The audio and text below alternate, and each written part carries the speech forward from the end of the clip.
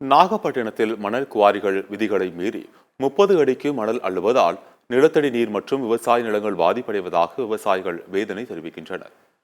நாகை மாவட்ட ஆட்சியர் அலுவலகத்தில் ஆட்சியர் ஆகாஷ் தலைமையில் விவசாயிகள் குறைதீர்க்கும் கூட்டம் நடைபெற்றது.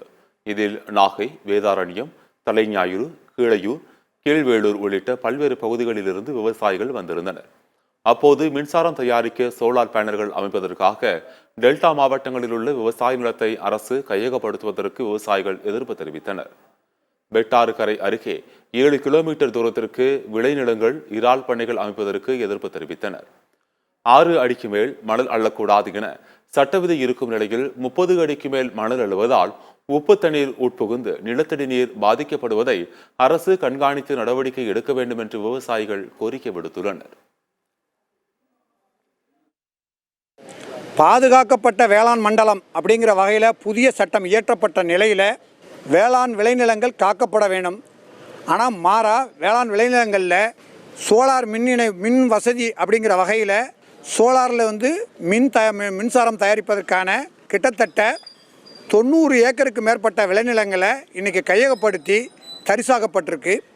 அதே மாதிரி இந்த பகுதிகளில் மண்குவாரிகள் வழங்கக்கூடாதுங்கிற ஒரு சூழ்நிலையில் பெரும்பான்மை இடங்களில் மண்குவாரிகளும் வீட்டு மனைகளுக்கு பட்டாவும் வழங்கப்பட்டதுனால வீட்டு மனைகளுக்கான அனுமதியும் வழங்கப்பட்டதுனால இன்னைக்கு விளைநிலங்கள் கொஞ்சம் கொஞ்சமாக வீணடிக்கப்பட்டு கபலீஸ்கரம் செய்யப்படுகிறது. இது உடனடியாக தடுக்கப்படணும்.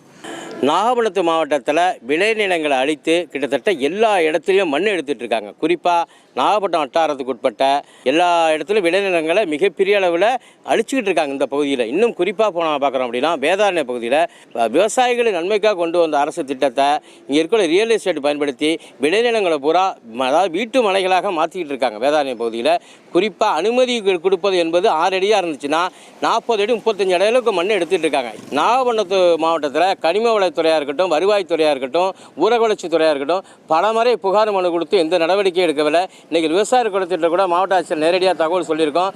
திருநெல்வேலி மாவட்டம் மாதிரி நாகப்பட்டினம் மாவட்டத்தையும் வண்டல் மண் எடுத்து விவசாய நிலங்களை அழிக்க பார்க்குறாங்க. உடனடியாக